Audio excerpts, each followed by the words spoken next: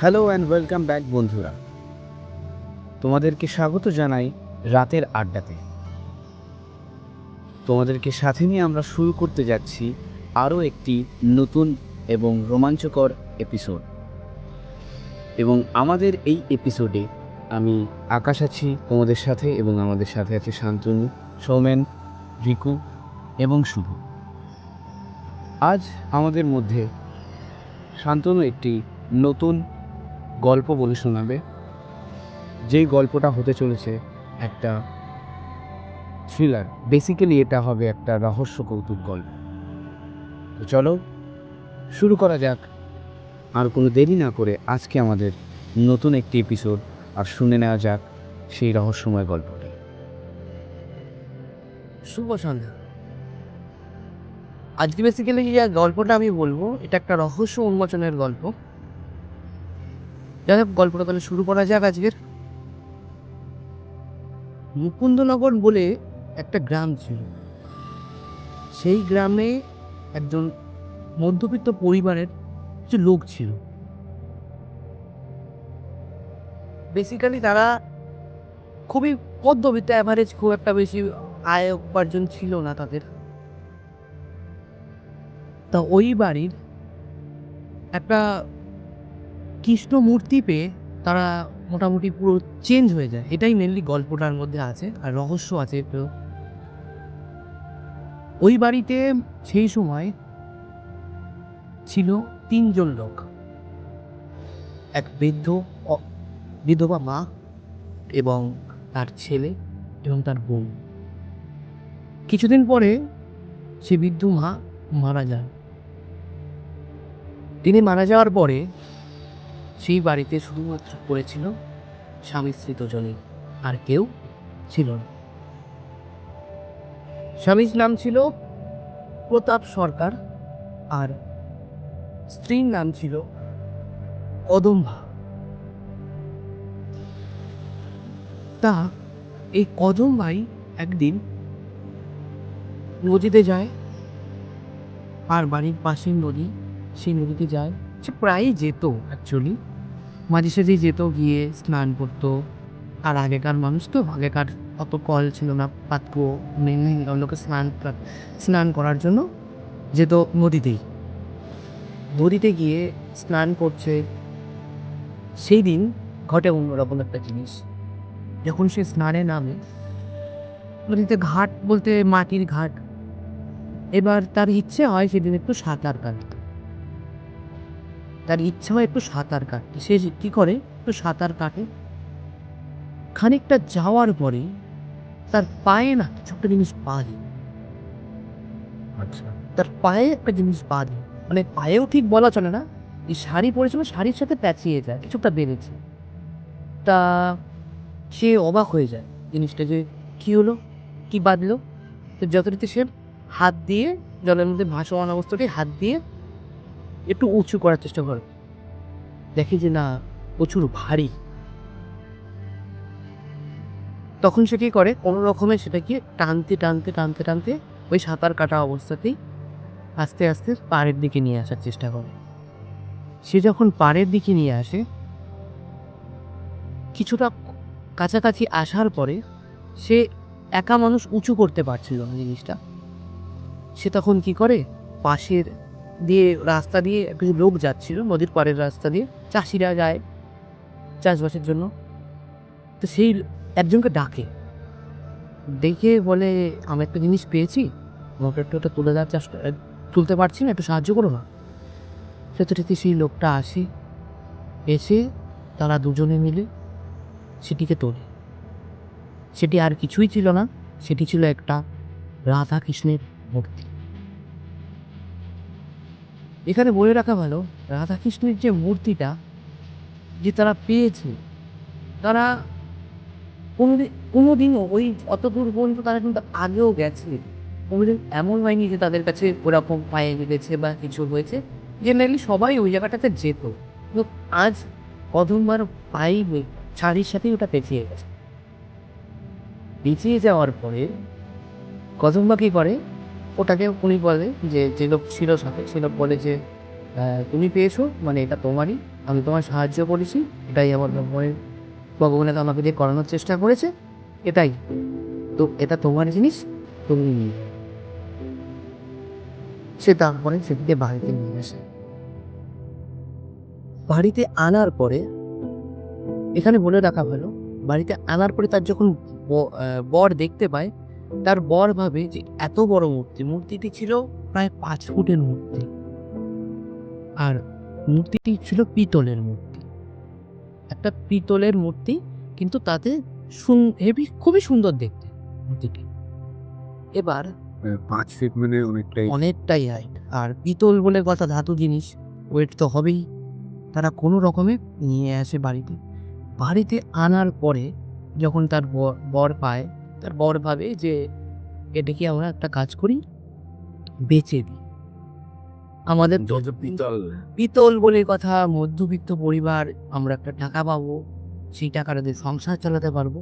কিন্তু কদম্বা সেটা রাজি হয় না। কদম্বা ভেবেছে যে আমাকে যখন ভগবান দেখা দিয়েছে বা আমার কাছে যখন এসেছে, হ্যাঁ, আমাকে এত কিছু ইঙ্গিত দিতে চাচ্ছে, আমি এটাকে রেখেই দেবো।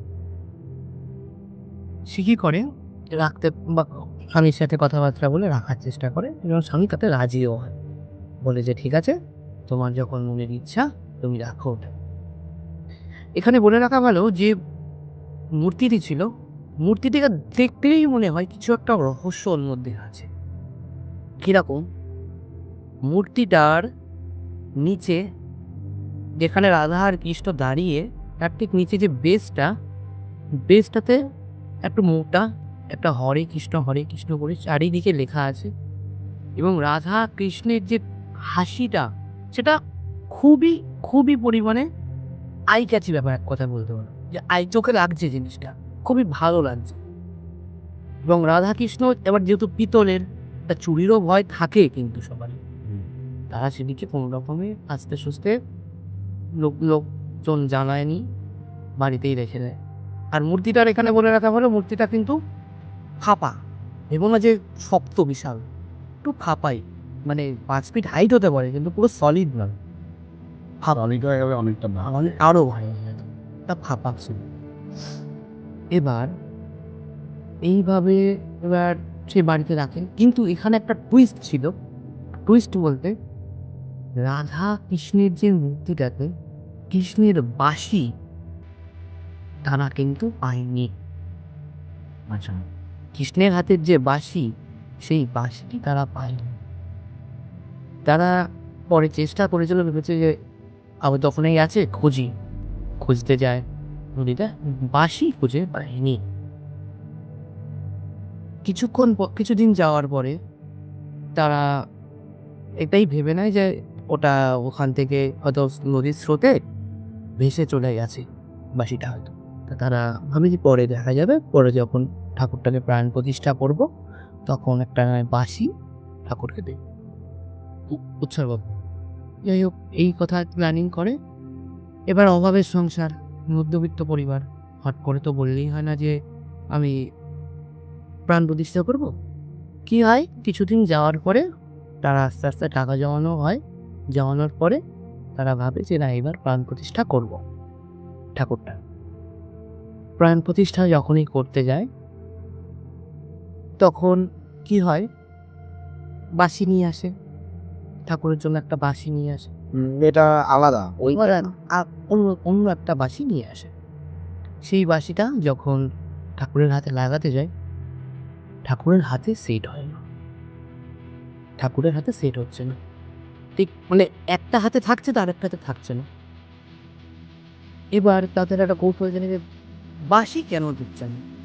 এবার তখন তারা বোঝে যে বাঁশিটার মধ্যে একটু সাইজে, মানে হাতের যে ফাঁকাটা ওটা সাইজে একটু অন্যরকম আছে। তারা একটা বাঁশি নেওয়ার চেষ্টা করে, প্রাণ প্রতিষ্ঠা হবে তার পরের দিন, কিন্তু যেহেতু বাঁশি নেই, প্রাণ প্রতিষ্ঠা করতে গেলে তো বাঁশিটাকে দিতে হবে। পরে আবার একটা বাঁশির ব্যবস্থা করে, তাতেও হয়নি। তা তারা ভাবে যে ঠিক আছে, আমরা তাহলে একটা বাঁশি পরে যদি পারি, একটা বাঁশি বানাবো, তাহলে আপাতত ঠাকুরটাকে প্রাণ প্রতিষ্ঠা করবো, একটা শুভ দিন রেখে তারপর নতুন দিনের মধ্যেই প্রাণ প্রতিষ্ঠাটা করে। ঠাকুরের প্রাণ প্রতিষ্ঠা করার পরে তাদের মনে একটা খুঁত থেকে যায় যে আমার তো ওই ঠাকুর তো প্রাণ প্রতিষ্ঠা করলাম, ঠাকুরের হাতে বাঁশিটা দিতে পারলাম না, বাঁশিটা কি করবো আমি? এবার তখন এটা নিয়ে কদম্বা খুবই পরিমাণে একটু ধরতে পারা চলে আপসেট হয়ে যায় যে একটা ঠাকুরকে প্রাণ প্রতিষ্ঠা করেছি, যেমন দেখা গেল শিবের যেমন ত্রিশূল হয়, তেমন কৃষ্ণের বাঁশি, সেই বাঁশি যদি আমি ঠাকুরকে না দিতে পারি, ঠাকুরকে এনে দিচ্ছি কিন্তু হাতে সেট হচ্ছে না, এভাবে তো খুবই চাপের বিষয়। সে কি করে, এটা নিয়ে ভাবতে থাকে। ভাবতে ভাবতে রাতের বেলা একদিন ঘুমন্ত অবস্থাতেই ভগবান তাকে স্বপ্ন দেয় এবং স্বপ্নে বলেন যে তোর হাত, যে আমার হাতের যে বাঁশিটা, এটাকে নিয়ে তোদেরকে চিন্তা করতে হবে না, আমার বাঁশি তোর ছেলের দ্বারাই পাবো, আমার বাঁশি তোর ছেলের দ্বারাই পাবো। এই কথাটা যখন বলে, সে না স্বপ্নের মধ্যে না একটু হতভম্ব হয়ে ওঠে। তা সেও স্বপ্নের মধ্যেই প্রশ্ন করছে যে ভগবান, আমার তো ছেলে নেই, আমাদের কোনো সন্তান হয়নি। তো ভগবান এইটুকুই তাকে বলে যে তোর ছেলেও হবে, আর আমি তার দ্বারাই আমার হাতের বাঁশিটা হবে। এইভাবে চলার পরে, যেহেতু ভগবানের স্বপ্নতে আদেশ দিয়েছে, তারা এটাই ভেবে চলে যে ভগবানেরটা ভগবানই জোগাড় করে দেবে, সেই নিজেই জোগাড় করে নেবে, এছাড়া আসার কোনো উপায় নেই।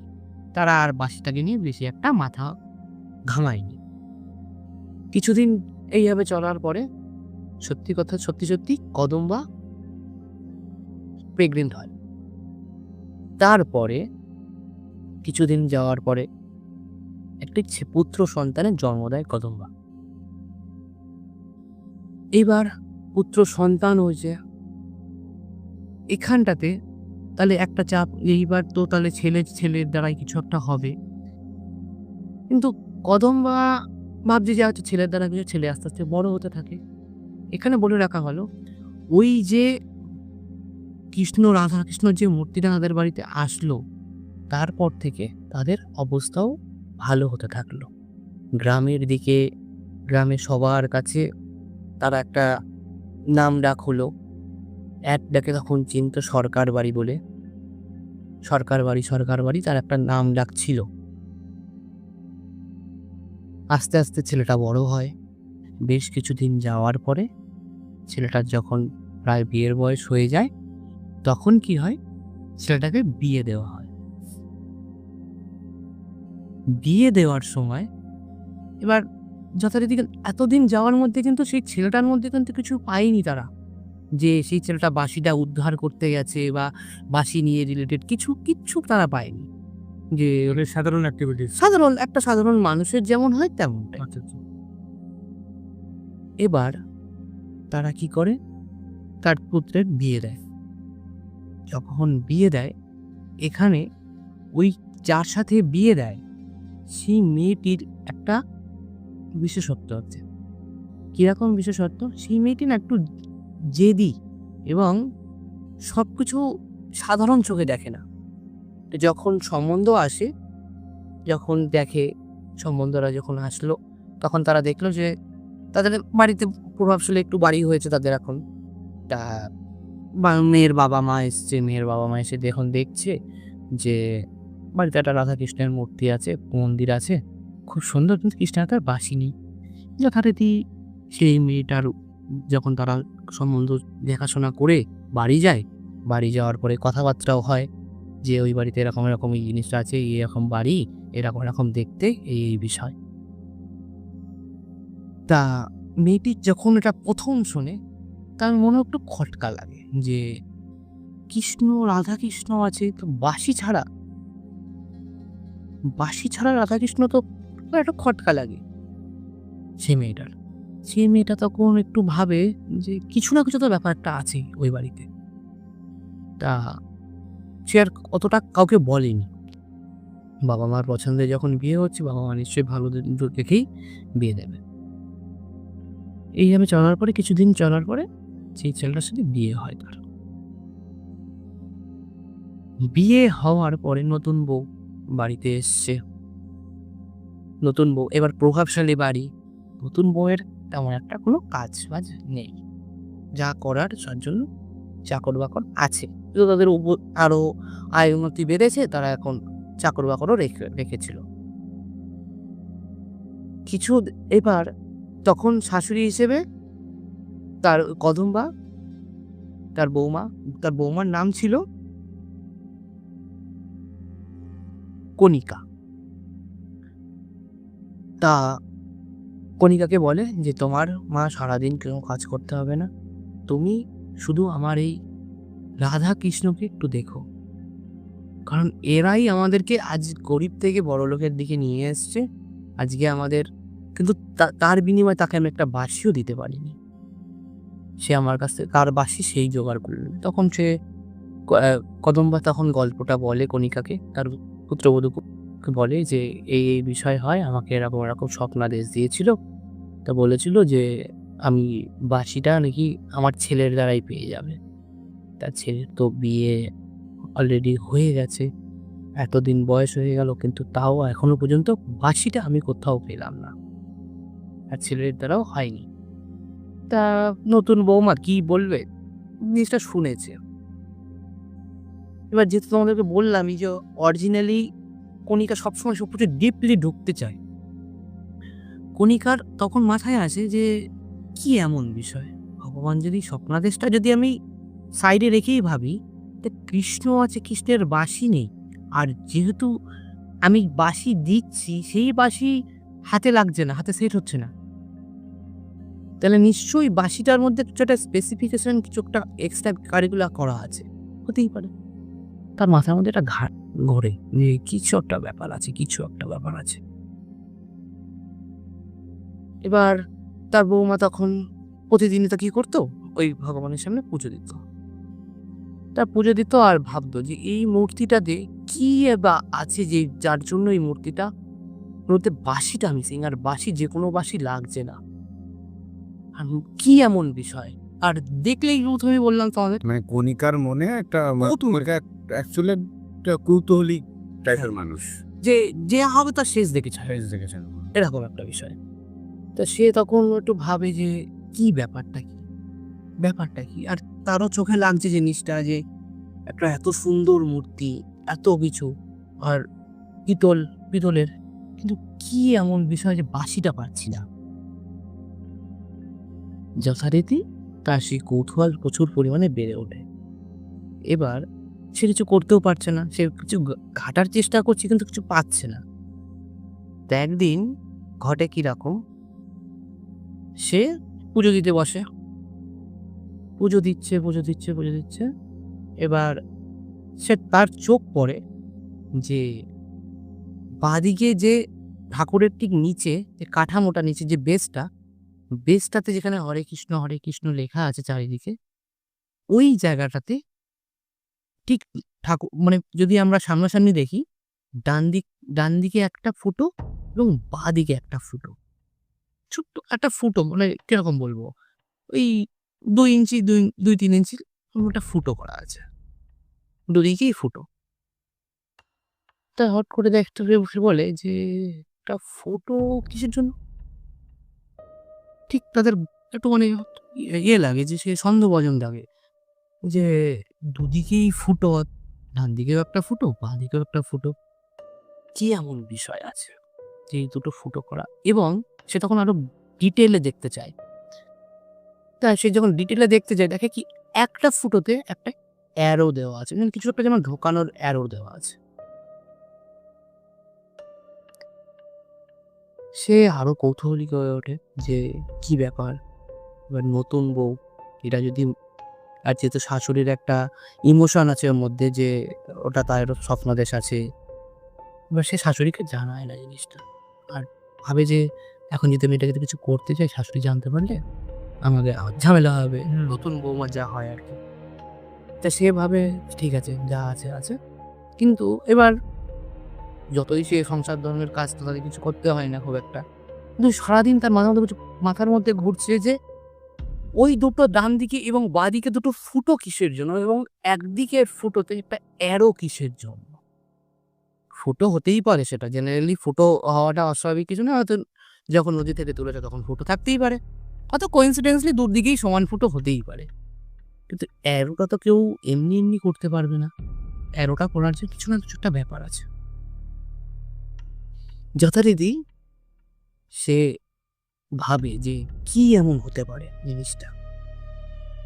তা সে একদিন ডিসাইড করে যে ওই ফুটোটাই কিছু একটা গলিয়ে দেখবে, কিন্তু শাশুড়ি মা বাড়িতে আছে, কিছুতেই হাত দিতে পারবে না। তা একদিন শাশুড়ি মা তার কাজের জন্য কোথায় একটা যায়, মানে পাশের বাড়িতে বা কোথাও একটা গেছিল এরকম। তো যখন যায়, বাড়ির মধ্যে চাকর ছাড়া আর কেউ নেই বাড়িতে। সে তখন ওই কণিকা যখন চেষ্টা করে যে একটা কিছু দিয়ে ঢোকানোর জন্য, তো সে কি করে, একটা ছোট লাঠি ওটার মধ্যে ঢোকানোর জন্য লাঠিটা ঢোকায়। লাঠিটা পুরো প্রায় ঢুকে যাচ্ছে, কিন্তু শেষ হচ্ছে না। যে দিকটা দিয়ে অ্যারো সেই দিকটা দিয়ে প্রথমে চেষ্টা করে, দেখলো ওরকম। সে কি করলো, উল্টো দিক থেকে ঢোকানোর চেষ্টা করছে, যে সেদিকেও খুলছে না। এবার তার মাথার মধ্যে আসে যে আরো লম্বা লাঠি লাগবে, হয়তো আরো লম্বা একটা লাঠি লাগবে। সে কি করে, আর একটা লম্বা সোজা একটা লাঠি নিয়ে আসে। এবার যেদিক থেকে অ্যারো সেদিক থেকে ঢোকায়, এবং লাঠিটা ঢোকাতে ঢোকাতে ঢোকাতে ঢোকাতে একদম ঠাকুরের বাঁ দিকে, ডান দিক থেকে ঢুকিয়েছে, বাঁ দিকে একদম গিয়ে বেরিয়ে এসছে, বাইরের দিকে এসছে, কিন্তু তাতে কিছুই হয়নি। সে দেখে যে তাহলে কিছুই তো পেলাম না, বেফালতু। এবার কি হয়, সে লাঠিটাকে নাড়াচাড়া দেওয়া শুরু করে, যে যদি নাড়াচাড়া দিলে কিছু একটা হয়।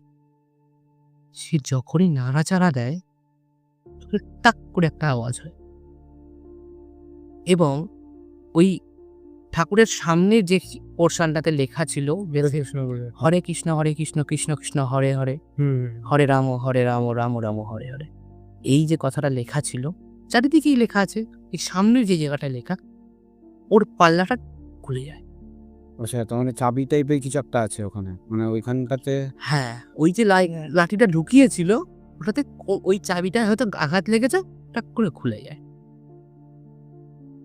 খুলে যাওয়ার পরে সে দেখে তার মধ্যে একটা গোল কয়েন, এবং কয়েনের সাথে কিছু একটা ঝালাই মতো করে আংটা করা আছে, মানে একটা অনেক পুরনো কয়েন, তার উপরে একটা আংটা করা আছে। যথারীতি আর একটা কাগজ পায়, সে কোনো রকমে সেই কাগজটা আটকায়, কাগজটাকে নিজের কাছে রাখে, ওই কয়েন যেটা আছে ওটাকেও নিজের কাছে রাখে, ওই পাল্লাটা আটকে সবাই তাড়াতাড়ি যদি আবার শাশুড়ি চলে আসে, ওখান থেকে বেরিয়ে যায়, আর নিজের ঘরে সে নিয়ে যায়। এবার এই যে জিনিসটা পেয়েছে সে, ও কিন্তু কণিকা কিন্তু তার স্বামীকেও বলেনি যে এই জিনিসটা পেয়েছি, কারণ স্বামীরও হতে পারে সেটাতে কোনো একটা অ্যাটাচমেন্ট, কারণ ও যখন জন্মেছে ওর মাও তো ওকেও বলেছে, কদম্বাও তো ওকেও বলেছে যে শ্রীকৃষ্ণ আমাকে স্বপ্ন দিয়েছিল, স্বপ্ন দিয়ে বলেছে যে তোমার ছেলের দ্বারা আমি এটা পেয়ে যাব। তো সেই কারণের জন্য সেটাও বলেনি যে তুমি কেন ওখানে গেছিলে বা কিছু এরকম কেন করলে, একটা কল্যাণ অকল্যাণের ব্যাপার থাকে না। যাই হোক, এবার সে কাগজটা নিয়ে আসে এবং ওইটা নিয়ে তার ঘরে থাকে। তা যখন ফাঁকা টাইম সে পায়, তখন সেই কাগজটা খোলে, কাগজটাতে একটা ধাঁধা লেখা ছিল। ধাঁধাটা ছিল, লোভ বন্ধ করো মন, লোভ বন্ধ করো মন, তুমিই আমার আপনজন। যে সুরেতে অন্ধ ছিল রাধা, তুমি আমি একই আঁচলে বাঁধা। বাঁশির সুর তোমার আমার মনে, বাঁশির সুর তোমার আমার মনে, যা বেজে ওঠে ক্ষণে ক্ষণে। ঠিক এই লেখাটাই ওখানে ছিল। যখন সে বুঝতে পারে যে এটা একটা কিছু ধাঁধা, কিছু না কিছু একটা ব্যাপার আছে, আর ওই যে কয়েনটা, ওই কয়েনটারও কিছু না কিছু একটা বিশেষত্ব আছে, সে আস্তে আস্তে আস্তে আস্তে সেটাকে নিয়ে ঘাঁটতে থাকে যে কি হতে পারে, কি হতে পারে। তো সে কোনো মতেই উন্মোচন করতে পারছে না। তো সে প্রথম লাইনটা দেখে যে লোভ বন্ধ করো মন। এখান থেকে সে বোঝার চেষ্টা করে যে কিছু না কিছুটা লোভের বিষয় আছে এখানে। এবং তারপরের লাইন ছিল যে তুমি আমার আপনজন। মানে তারা তো এমন কিছু জিনিস অর্থাৎ শ্রীকৃষ্ণ বলতে চাচ্ছে বা কেউ একটা বলতে চাচ্ছে যে তুমি আমার আপনজন, তুমি এই জিনিসটা লোভ করো না। সে এভাবে ভাবছে, কিন্তু সে কোনো মতেই না এরকম ভাবে পাচ্ছে না। সে সেটিকে রেখে দেয় এবং এইভাবেই কাছে কিছুদিন থাকে তার। এবার এইভাবে চলছে চলছে, তার শাশুড়িকেও সে আর বলেনি যে এরকম এরকম বিষয় হচ্ছে। কিছুদিন চলার পরে তার একটা দিন সে দেখতে পায় একটা জিনিস দেখে তার সন্দেহ হয়। কিরকম সন্দেহ? তার শাশুড়ি, যেহেতু শাশুড়ি মানুষ, একটা আগেকার মানুষের চাবির গোছা দেখবে আঁচলে থাকতো। চাবির গোছা, মনে করে চাবি। অনেকগুলো চাবি শাড়ির আঁচলের সাথে বাঁধা থাকতো। এবার আর তখন সংসারের দায়িত্ব শাশুড়ি তার ঘাড়ে দিত, দেয়নি। ওই চাবিটা কিন্তু আবার পরম্পরাভাবে ঘুরতো, যে আজ থেকে সংসারের দায়িত্ব তোমার। শাশুড়ি তার বৌমাকে দিত। আগেকার যুগে হয়। আগেকার যুগে এটা হতো। শাশুড়ির কাছেই ওই চাবিটা থাকতো। যথারীতি এইভাবে তার সন্দেহ হয় যে ওই আঁচলটার দিকে তাকিয়ে যে একটা চাবি, সেই চাবিটা মায়ের আঁচলে বাঁধা আছে। এবার আমাদের ধাঁধাতেও একটা আঁচলের লাইন আছে যে যে সুরেতে অন্ধ ছিল রাধা, তুমি আমি একই আঁচলে বাঁধা। এটা তার মাথায় আসে। সে ভাবে যায় যে তাহলে কি মায়ের আঁচলে চাবি, কিন্তু সেই চাবিটা কোথায় আর চাবিটা লাগাবো বা কোথায়? সে চেষ্টা করতে থাকে। হয়তো হতে পারে মায়ের আঁচলে, হতে পারে হয়তো মাই আমার কাছ থেকে কিছু লোকাচ্ছে। সে একদিন মায়ের কাছ থেকে চাবিটা চুরি করে। চুরি করে সে চাবিটা নিয়ে আসে, চাবিটা ভালো করে দেখে এবং সে কয়েকটা দেখতে দেখতে বুঝতে পারে যে এই চাবিগুলোতে সেমন কিছু নেই, সবই নর্মাল, সেরকম একটা কিছু আলাদা এক্সট্রা কারিগুলা কিছু নেই। তাও সেই চাবিটা নিয়ে সে দেখতে থাকে যে চাবিটা, যখন সে মানে প্রচুর পরিমাণে সে চেষ্টা করে যে চাবিটা নিয়ে কিছু না কিছু করে ওটাকে রহস্যটাকে উন্মোচন করা, কিন্তু সেই চাবি দিয়ে কোনো মতেই রহস্য উন্মোচন করতে পারেনি সে। এবার তার মাথায় আসে যে তার কাছে একটা কয়েন আছে, এবং সেই কয়েনটাতে একটা কড়া টাইপস করা আছে। তা সে তখন ভাবে যে তাহলে এর কাজ কি, এর তো কিছু একটা কাজ হতে পারে, নাহলে একে কেন রেখেছে ওখানে। সে তখন ভাবে যে এটা কোথায় লাগবে, হয়তো হতে পারে সেখানে, এটা যেখানে লাগবে সেখানটায় হয়তো চাবিটা হতে পারে, ওখানে দাদা থাকতে পারে। অন্য কিছু দাদা থাকতে পারে। সে কি করে, আবারও একদিন যখন তার মা, শাশুড়ি মা বাড়িতে ছিলেন না, তখনই সে আবার যায় ঠাকুরের কাছে। ঠাকুরটাকে খুব ভালো করে পর্যবেক্ষণ করা শুরু করে, কিন্তু তার চোখে পড়ে না। সামনে থেকে দেখছে কিছু। এবার সে আবার ওই ধাঁধাটা পড়া শুরু করে। লোভ বন্ধ করো মন, তুমি আমার আপনজন। যে সুরেতে অন্ধ ছিল রাধা, তুমি আমি একই আঁচলে বাঁধা। তুমি আমি একই আঁচলে বাঁধা। মানে শ্রীকৃষ্ণ যদি এই কথাটা বলে, তাহলে শ্রীকৃষ্ণ যে আঁচলে বাঁধা, সেই আঁচলে আমিও বাঁধা। মানে আমি তার সন্তান হিসেবে, শ্রীকৃষ্ণের সন্তান হিসেবে আমিও বাঁধা। শ্রীকৃষ্ণ কার আঁচলে বাঁধা ছিল? রাজার আঁচলে। সে তার মায়ের আঁচল আর তার রাধার আঁচল, রাধারানীর আঁচলে।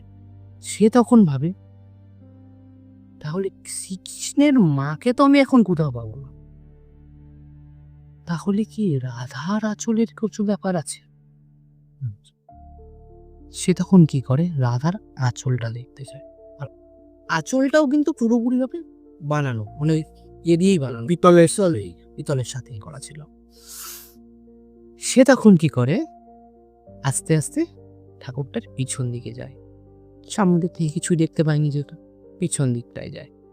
পিছন দিকটায় যখন আঁচলটাকে দেখে, দেখতে পায় যে ঠিক আঁচলের যেখানটায় শেষ, সেই জায়গাটা একটা গোল একটা জিনিস আছে, একটা গোল মতো খাঁজ কাটা আছে, এবং তার কাছে সেই কয়েনটা আছে। আচ্ছা, ওই কয়েনটাই হয়তো ওখানে লাগবে। সে কি করে, ওই কয়েনটা নিয়ে ওর ভেতরে ঢোকানোর চেষ্টা করে। আচ্ছা, ঢোকায়, ঢোকানোর পরে সে টান দেওয়ার চেষ্টা করে, কিন্তু টান দিয়ে বেরোয় না। সে ভাবলো যে হয়তো প্যাচ হতে পারে, কিছু না কিছু হয়তো সেট হয়ে যাবে, প্যাচ সিস্টেম। সে প্যাচ দিতে শুরু করে। প্যাচ যত দেয়, আস্তে আস্তে আস্তে আস্তে জিনিসটা, একটা জিনিস বেরোয়, ছোট্ট একটা সিলিন্ডার মতো একটা জিনিস বেরোয়, এবং তার মধ্যে থাকে আবার একটা চাবি। তার মানে আমরা কয়েনটা চাবি হিসেবে কাজে লাগলো, আবার একটা চাবি পাওয়া যায় তার কাছে। সেটা আবার একটা রহস্যময়। সে কিন্তু তার মানে একটা জট ছাড়িয়ে ফেলেছে। তো ওই সিলিন্ডারটা কি ওই আঁচলের ওখান দিয়ে বেরোচ্ছিল? হ্যাঁ, আঁচলের ওখান থেকেই, আঁচলের ঠিক নিচ থেকে সোজাসুজি ছিল, সোজাসুজি করে আস্তে আস্তে বেরিয়ে এসছে। যখন এটা বেরিয়ে আসলো, তখন একটু তার মধ্যে একটা চাবি। চাবিটা পাওয়ার পরে সে আবার একটু হতভম্ব হয়ে উঠেছে, আবার একটা চাবি, এই চাবিটা দিয়ে আবার কি করতে হবে, এই চাবিটা আবার কিসের জন্য দেওয়া? তারা অবাক হয়ে ওঠে, হাসি হাসি তারা বলা ভুল, সেই কণিকা আবার অবাক হয় যে জিনিসটা কি হচ্ছে, আবার একটা চাবি আসলো। তখন সে কি করে, আবার শাশুড়ি আসারও চাপ আছে, ওদিন সে আর কিছু করে না, ওই আবার ওই কয়েনটা দিয়ে আবার ওটাকে চাবিটা বের করে নিয়ে কয়েনটা দিয়ে ওই সিলিন্ডারটাকে লাগিয়ে আবার চলে যায়। আর তাহলে দুটো চাবি রেখে দেয়, এখন যে চাবিটা পেলো আর ওই কয়েন দেওয়া যে কড়াটা, ওটাও রেখে দেয়। যথারীতি রেখে দেওয়ার পরে সে আবার ফাঁকা টাইমে বসে বসে ভাবছে, কি এমন জিনিস হতে পারে যে আবার একটা চাবি বেরোলো।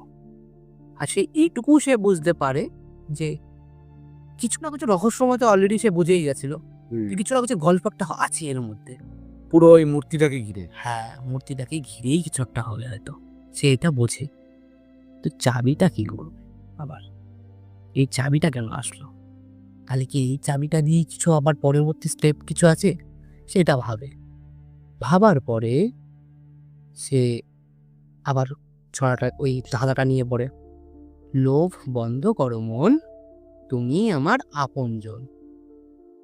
যে সুরেতে অন্ধ ছিল রাধা, তুমি আমি একই সূত্রে বাঁধা। সে কিন্তু এত দূর পর্যন্ত অলরেডি চলে গেছে, সে কিন্তু তারপরের লাইনটাও এবার সে ভাবছে হয়তো আগে পিছু থাকতে পারে, সে আবার ওটাকে পড়ে, সে ভেবেছিল যে এইটুকুর মধ্যে হয়তো পরেরটা কিছু আর গল্প নেই। так সে কি করে, প্রথম দিকে আবার পড়তে থাকে। আর কিছুক্ষণ পরে তার নজর আসে যে এখানে তো একটা ব্যাপার আছে, তার পরের দুটো লাইনটাও কিছু একটা ধাঁধা থাকতে পারে। তখন সে পরের দুটো লাইন পড়ে, বাঁশির সুর তোমার আমার মনে, বাঁশির সুর তোমার আমার মনে, যা বাজে ক্ষণে ক্ষণে। তার মাথার মধ্যে এই লাইনটা ঘোরে। এবার সে বুঝতে পারে যে যেহেতু আগের দুটো লাইনে আমি অলরেডি চাবিটা পেয়ে গেছি, এই চাবিটা দিয়ে কিছু একটা ব্যাপার আছে। এবার তখন সে ভাবে যে বাঁশির সুর তোমার আমার মনে, তাহলে বাঁশির সুর যদি আমার মনে থাকে, থাকবে কোথায়? আমার হৃদয়ে। কিন্তু আমার যেটা হৃদয়, কারণ শ্রীকৃষ্ণকে যদি আমি ভালোবাসি, তা শ্রীকৃষ্ণ আমার মনেই থাকবে, আর মনটা বানিয়েছি হৃদয়। তাহলে কি ব্যাপার, তাহলে কি ব্যাপার, শ্রীকৃষ্ণর কিছু একটা আছে।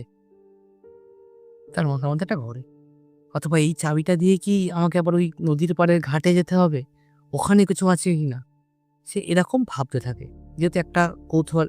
সে কি করে একদিন বাড়ির বাইরে বেরোয় এবং সেই নদীর পাড়ের ঘাটে যায় যেখান থেকে পেয়েছে। দেখে সেরকম কিছুই ওখানে কোনো মন্দির টন্দির কিছু নেই, হয়তো কোনো এখানে পাশাপাশি কোনো মন্দিরে লকারে হয়তো চাবিটা বাসিটা আছে, এরকম সে ভাবছে।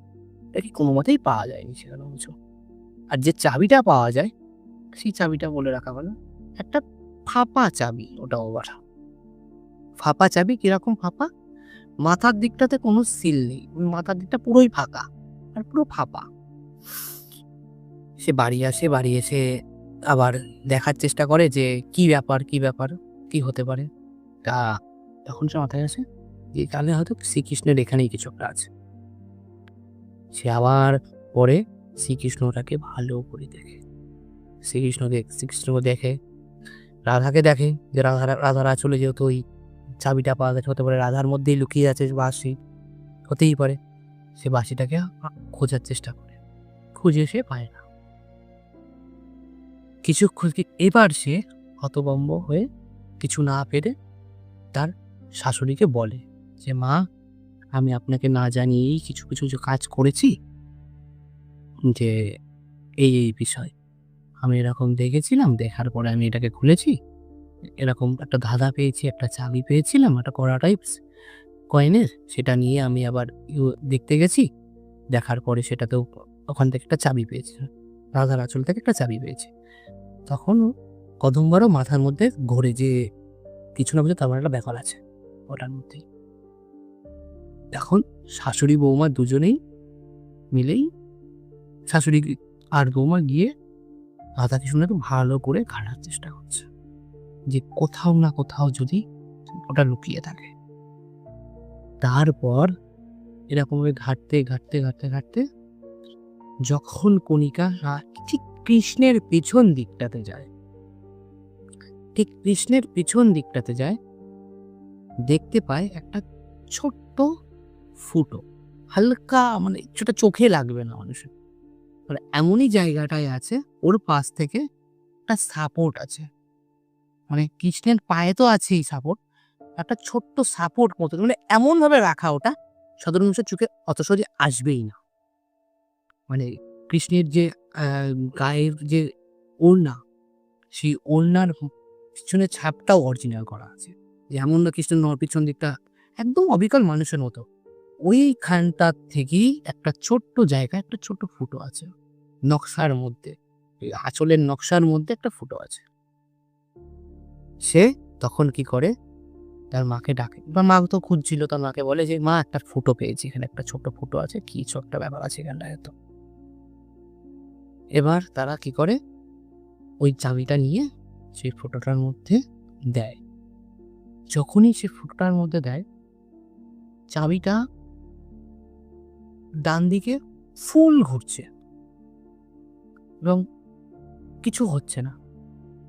যে চাবিটা, তারা জেনারেলি চাবি আমরা কি করি, ডান দিকেই কিন্তু ঘোরাই। চাবিটা ডান দিকে ফুল ঘুরছে কিন্তু কিচ্ছু হচ্ছে না, কিছু খুলছেও না, কিছুই হচ্ছে না। তারা ভাবে হয়তো এটা ফাউ, এটা হয়তো এখানে কিছু কাজ নেই, তারা বের করে নেয়। তখন কণিকার মাথায় একটা ঠিক করে, আমি শুধু ডান দিকে ঘুরিয়েছি, আমি বাঁ দিকে ঘোরাইনি। আর এই মূর্তিটাতে রহস্য আছে, হয়তো হতে পারে বাঁ দিকে ঘোরালে কিছু হবে। সে তখন চাবিটা নিয়ে আবার বাঁ দিকে ঘোরাতে যায়। যখনই বাঁ দিকে ঘোরায়, তখনই একটা ছোট্ট লকার, সরু একটা লকার বেরিয়ে আসে, যেটার মধ্যে পাওয়া যায় সেই শ্রীকৃষ্ণের বাঁশি, যেটি ছিল পুরোপুরি পরিমাণে সোনার। আচ্ছা, ওটা পুরো বাঁশিটা পুরো সোনার ছিল, বাঁশিটাই পুরো সোনার বাঁশি, মানে পুরো মূর্তিটা পিতলের ছিল, পুরো মূর্তিটা পিতলের, আর ওই বাঁশিটা ছিল পুরোপুরি সোনার। এবং যে কারিগর বানিয়েছে, সে এই কারণের জন্যই বানিয়েছে যে ধাঁধার আকারে রাখবে ওটাকে, ঠিক আছে। আর কিছুটা অলৌকিক জিনিস আছে বলে শ্রীকৃষ্ণের দ্বারা সে কঞ্চে আসে, শ্রীকৃষ্ণ তাকে স্বপ্নদেশ করে কদম্বাকে। এবার তখন ওই বাঁশিটা যখন পায়, তারা ভাবে যে হয়তো এই বাঁশিটা কিছুটা সোনার বাঁশি, তারা বুঝতে পারে যে কিছু একটা ব্যাপার আছে, এই বাঁশিটাতেই হয়তো কৃষ্ণের হাতে হবে। ওই বাঁশিটা নিয়ে একটা শুভ দিন দেখে কৃষ্ণের হাতে দেয়। যখন কৃষ্ণের হাতে দেয়, কৃষ্ণের হাত একদম ভালোভাবে ফুটে ওঠে। আচ্ছা, মানে বাসিটা সেট হয়ে যায় আর কি। বাঁশিটা পুরোপুরিভাবে সেট হয়। ওই বাঁশিটাই ছিল কৃষ্ণের হাতের অরিজিনাল বাঁশি। ওইটা ছাড়া কুমোরটাতে ওটাতেই সেট হচ্ছিল না। এই ছিল আজকে আমার গল্প। তোমরা সবাই জানিও যে কেমন লেগেছে আমার গল্পটা। ধন্যবাদ। আচ্ছা, তো বন্ধুরা, তোমরা শুনছিলে শান্তনুর কণ্ঠে একটা খুবই অসাধারণ রহস্য কৌতুক গল্প। তোমাদের কেমন লাগলো গল্পটা আমাদের কমেন্ট করে জানিও। আর আমাদের পরবর্তী এপিসোডগুলোর আপডেট পেতে অবশ্যই সাবস্ক্রাইব করে দিও। দেখা হচ্ছে বন্ধুরা পরবর্তী কোনো রোমাঞ্চকর এপিসোড নিয়ে। শুভরাত্রি।